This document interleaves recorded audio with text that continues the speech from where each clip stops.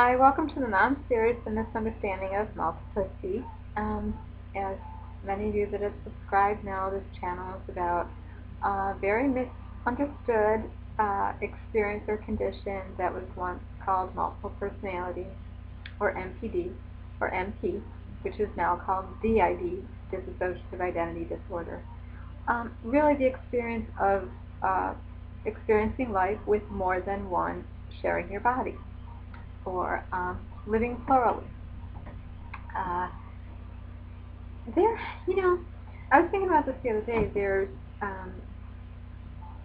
many different views out there of multiplicity, and it only becomes a condition when it becomes problematic and one goes to a doctor to seek help.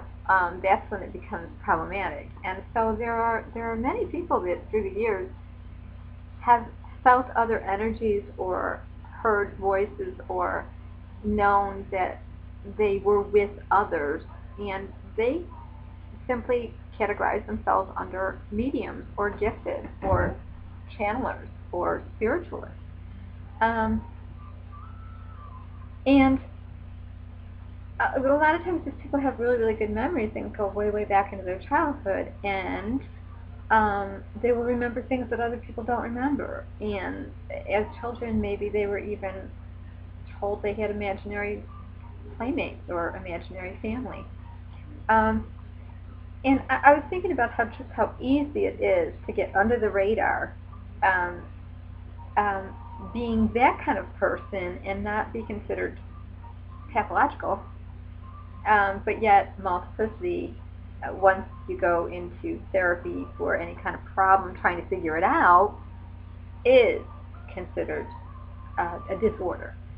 So I just thought I'd throw that out there, maybe for people that are thinking about multiplicity to think about it a little differently too, just to upset the apple cart just a little more, I guess. The book that I talked about last week, Sybil Exposed by Debbie Nathan, it's in my hot little hands, and I have been reading and rereading and rereading and rereading it since October 27th when it got here.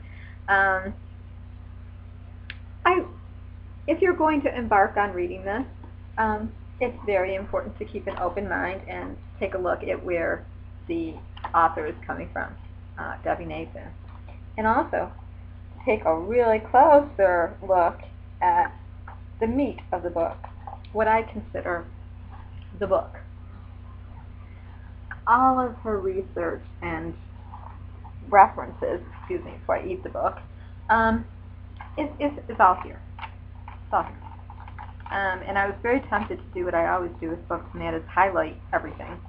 So I really had to just put the highlighters down, all my Bibles and textbooks and anything that I want to compare topically and stuff.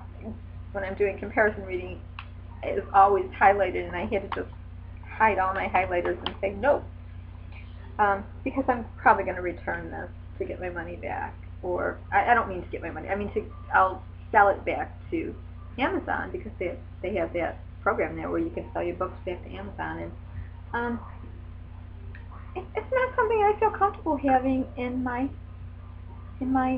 presence. That's a good way.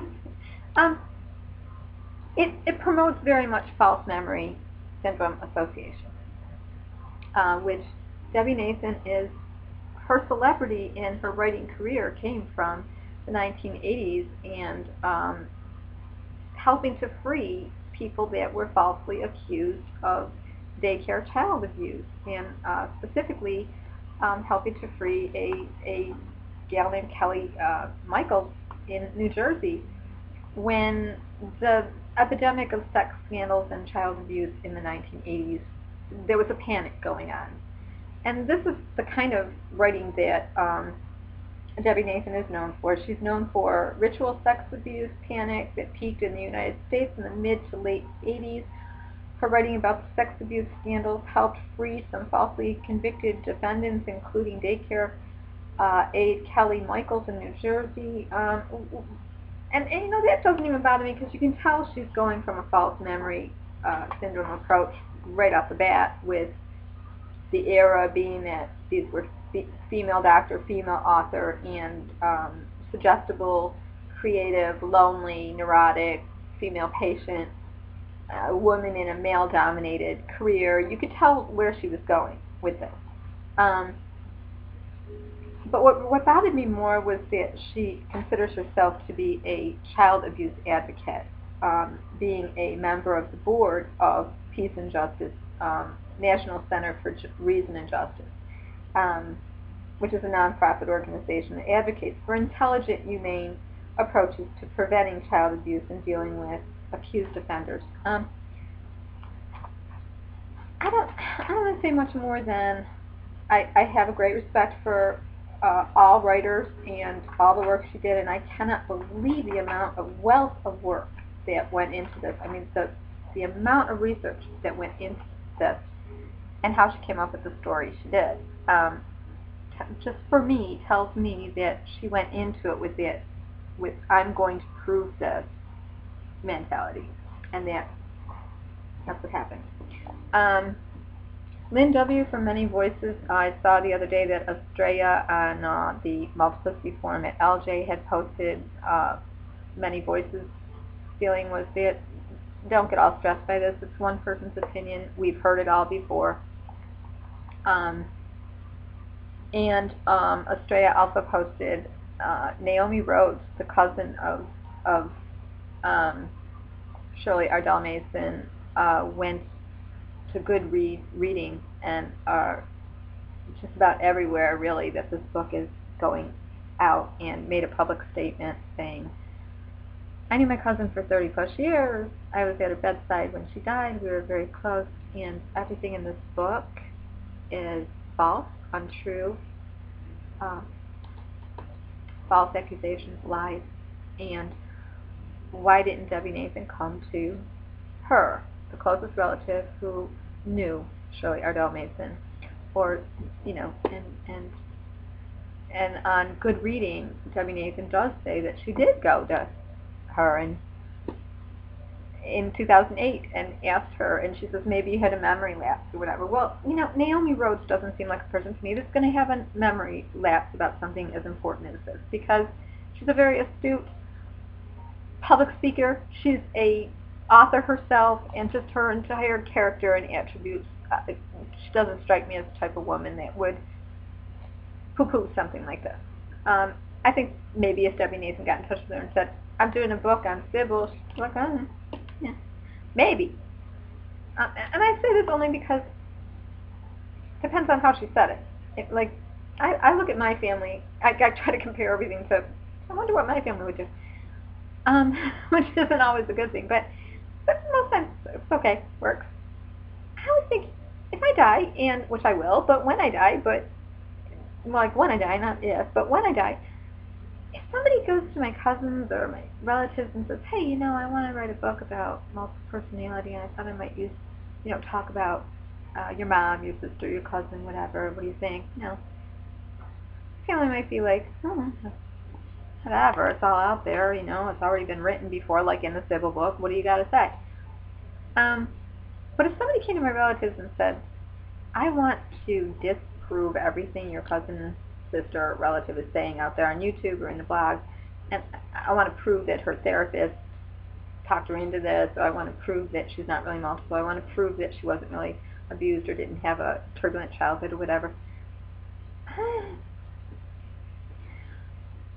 I know that a good portion of my family would say, wait a minute, let me set you straight. So I do think that Naomi Rhodes would have said, no, this is not accurate, and it's very hurtful. So I hope that Naomi Rhodes will be able to get a public forum, maybe talk to Estrella or some of the people out there. I hope that Nancy Preston will do interviews with Estrella, or come out on YouTube, make her own interview. I hope Dr. Patrick Sarcucci will also, as he did on NPR, come out and talk about the book that's talking about another book and really discrediting a lot of women's lives and people's lives and hurting people that obviously did the best they could. There's a lot of interesting facts in this book. I'll give it that. There's a lot of little, interesting things. But there's areas that just, for me, make me wonder how you can be a child abuse advocate and make the claims that is made. Beginning with posting a picture of the Mason's home and noting that it's perfectly manicured and the neighbors are there and never saw anything wrong. And then the Shirley Mason, just like any other little girl, and the ominous Seventh-day Adventist camp that had so much going on, and Dr. Cornelia Wilbur in her different career experiments of trying to help a patient with benzos and sedation and hypnotic, and then behavior modification, and then physical things to help a troubled patient, leading to shock. And here's another picture I wanted to show you. Oh yeah, this is a really this one really kind of cracked me up. Shirley Ardell Mason as a young girl, standing, looking frail, but it says if you look closer, you'll see that her eyes are rolled back in her head, showing that she could self-trance. She went into self-hypnotic trances. Eyes are rolled back in her head. Well, I mean, I have drawers full of pictures of my kids and everyone else's kids and myself with our eyes everywhere but at the camera and rolling back in our head too. I don't think we're all trancing out. The other picture that she mentions that she adds her little thing in is Shirley looking posh and cosmopolitan there. Gee, that looks like every picture of my aunt. Just the style of the day. And then Shirley on her carefree vacation, reaping all the money, I guess. There she is, 1973 in Mexico. Dr. Wilbur working away. Handwriting analysis, because that's in every multiple book, The picture that probably disturbs me the most is because I know these women were close, but what she's made it into is sad. Is Shirley Ardell Mason, Dr. Cornelia Wilbur, and Cleta Schreiber. This is Shirley and Dr. Wilbur at Dr. Wilbur's home with Donna Merrill, Christmas 1989, with many of Shirley's, paintings in the background and the groups that were given as gifts. There's some, I think she confuses female doctors nurturing and modeling caring behavior with inappropriate, and I think that a camaraderie of females is confused here. You have to read it for yourself. There's a lot to pick through in here. Like I said, if you read the epilogue and the index and the notes, which are public to everyone, the John Jay papers, and look into Naoma Rhodes and what her career and life has been about, and Patrick Sarcucci and Nancy Preston, look into what they say, this will just roll off your back. So that's my take, and happy Halloween. Have a wonderful evening and a safe holiday if you celebrate. Okay, take care. Thank you. Bye-bye.